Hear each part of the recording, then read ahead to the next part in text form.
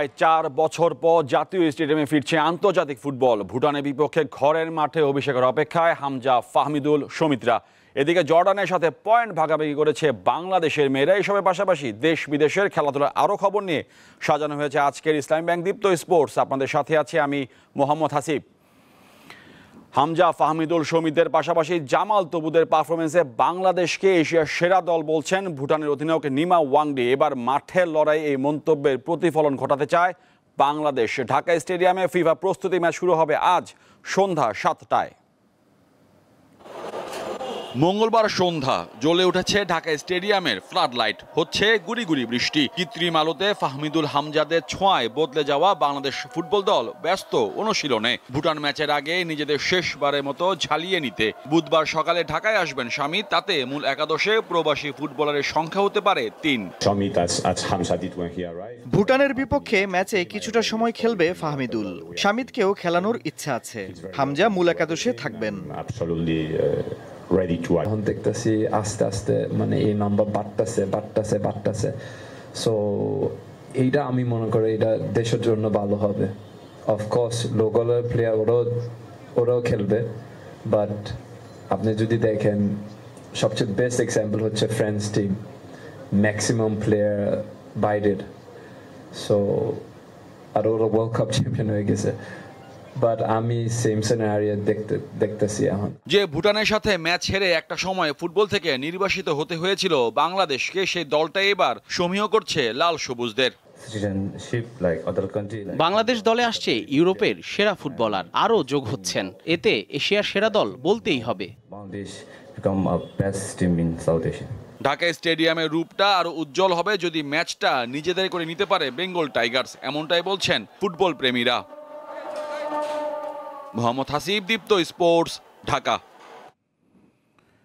বাংলাদেশ জাতীয় দলের হয়ে খেলতে ঢাকায় এসেছেন কানাডায় প্রবাসী ফুটবলার সমিত সোম। ভুটানের বিপক্ষে আজ সন্ধ্যা 7টায় শুরু হতে যাওয়া ফিফা প্রস্তুতি ম্যাচে দেখা যেতে পারে তাকে।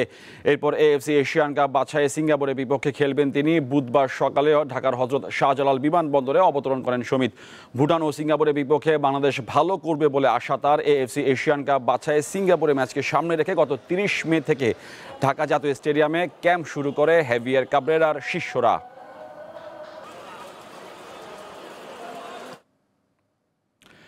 এদিকে ফুটবল ম্যাচের টিকিটের দাবিতে বাফুফে ভবনের সামনে টানা 72 ঘন্টা ধরে অবস্থান করছেন দেশের ফুটবলের অন্যতম বড় সমর্থক গোষ্ঠী আলট্রাসের সদস্যরা।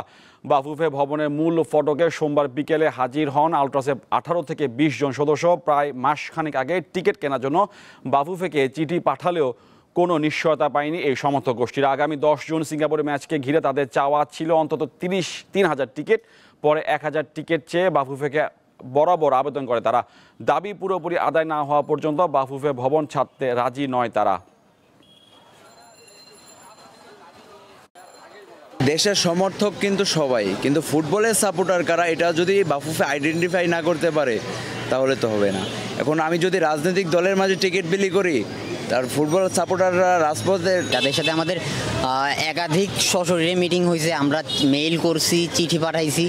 তার জবাবে তারা যে রিপ্লাই দিছে এটা আসলে আমাদের কাছে মনে হয়েছে তারা আমাদের অস্তিত্বকে এখন অস্বীকার করতেছে। গ্যালারিতে যদি 6 বছর বাংলাদেশের মানুষ যদি অস্তিত্ব না পাইতো তাহলে কিন্তু আমরা এখানে এসে দাঁড়াই না। আমাদের ওই মুখটুকু থাকতো না যে বাংলাদেশ ফুটবল ফেডারেশনের গেটের সামনে। ফিফা প্রীতি ম্যাচে স্বাগতিক জর্ডানের সাথে 2-2 গোলে ড্র করেছে বাংলাদেশ নারী ফুটবল দল। ইন্দোনেশিয়ার বিপক্ষে গোলশূন্য ড্রয়ের পর এই ম্যাচেও পয়েন্ট আদায় করে টুর্নামেন্টে 2 ম্যাচই ড্র করেছে বাংলাদেশ। ম্যাচে 5 মিনিটেই গোল খেয়ে পিছিয়ে পড়ে সফরকারীরা। জর্ডানের অধিনায়ক জেবারা এগিয়ে দেন স্বাগতিকরা। তবে 43 মিনিটে শামসুন নাহার জুনিয়রের গোলে সমতায় ফেরে নারীরা। 58 মিনিটে আবারও এগিয়ে যায় জর্ডান। 82 মিনিটে শাহেদা আক্তার রিপার গোলে ম্যাচ শেষ হয় 2-2 সমতায়।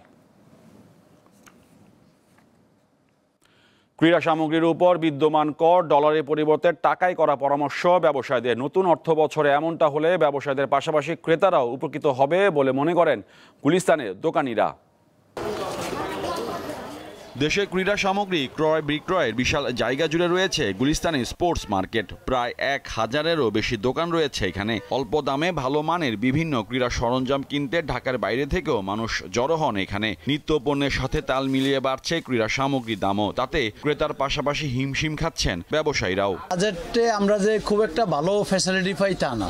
ব্যায়ামের ইকুইপমেন্টটা তো লোকালে হয়ই না। ক্রিকেটের আইটেমটা কিছু হয়, ক্রিকেট ব্যাটটা কিছু হয়, জার্সি গার্মেন্টস আইটেমটা বাংলাদেশে এখন ভালো হচ্ছে। আরও সামনে আশা করি আমাদের প্রচেষ্টা আরও ভালো হবে। আর ফুটবলটা বাংলাদেশে হয়ই না। এই দেশে যেটা প্রোডাকশন হয় না, এইটার ট্যাক্সটা যাতে বাংলা টাকা নির্ধারণ করে যাতে ভবিষ্যতে আর না পারে। নতুন অর্থ বছরে প্রায় 2500 কোটি টাকা বাজেট প্রস্তাব করা হয়েছে যুব ও ক্রীড়া মন্ত্রণালয়ের জন্য, যা গত বছরের চেয়ে 842 কোটি 21,63,000 টাকা বেশি, যার মধ্যে রয়েছে উন্নয়ন এবং পরিচালনা খাত। ব্যবসায়ীদের দাবি, ক্রীড়া পণ্য আমদানিতে দেশীয় মুদ্রায় কর নির্ধারণ করলে ক্রেতা বিক্রেতা দুই পক্ষই উপকৃত হবে। 122 টাকায় 37%, আর আগে 85 টাকা ডলার যখন ছিল তখনও 37% ছিল। এখন আমি আমাদের ব্যবসায়ী সমাজ থেকে এটা জোর দাবি, আমাদের যাতে বাংলা টাকায় নির্ধারণ করে দিলে এটা আমার মনে হয় ভোক্তা পর্যায়ে আমরা একটা ভালো সুবিধা দিতে পারবো। প্রতিযোগিতার বাজারে দেশে ক্রীড়া মার্কেটের সবচেয়ে পরিচিত এই জায়গাটি সত্যিকারে ব্যবসা বান্ধব হয়ে উঠুক, এমনটাই চাওয়া সকল ব্যবসা প্রতিষ্ঠানের মালিকদের। মোহাম্মদ হাসিব, দীপ্ত স্পোর্টস, ঢাকা। দেশের বাইরেও রয়েছে আইসিসির অনুমোদন পাওয়া দেশের একমাত্র কারখানা এমকেএস স্পোর্টসের ব্যাটে সুনাম। ভারত, পাকিস্তান, অস্ট্রেলিয়া সহ 13টি দেশে যাচ্ছে রাজশাহীর এই ব্যাট। কারখানা তৈরির স্বপ্নটা হুসাইন মোহাম্মদ আফতাব শাহিনের হলেও তার ডানা মেলেছে জাতীয় দলের ক্রিকেটার ইমরুল কায়েস ও মেহেদী হাসান মিরাজের হাত ধরে। এই তিনজনের নামের প্রথম অক্ষর নিয়েই এমকেএস। প্রতিষ্ঠানটি 2023 সালের 13 ডিসেম্বর পেয়েছে আইসিসির স্বীকৃতি। ফলে দেশ বিদেশের ক্রিকেটারদের ব্যাটে শোভা পাচ্ছে কোম্পানির লোগো এবং সাথে থাকছে মেড ইন বাংলাদেশ লেখা।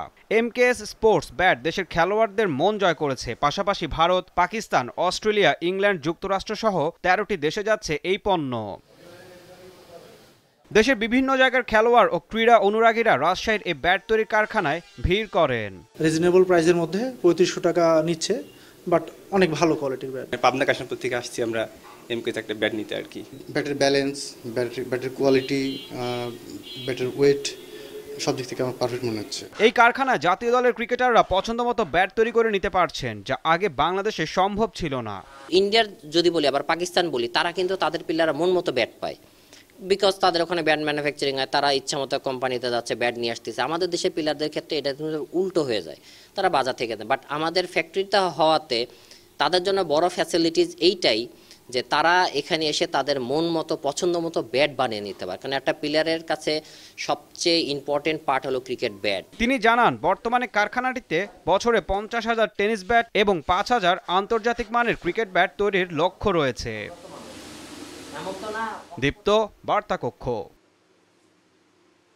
এই ছিল আজকের ইসলামিক দীপ্ত স্পোর্টস। দেশ বিদেশের খেলাধুলার নানা রকম খবর পেতে দীপ্ত স্পোর্টসের সাথে থাকুন আর চোখ রাখুন দীপ্ত টিভি ডিজিটাল প্ল্যাটফর্মগুলোতে।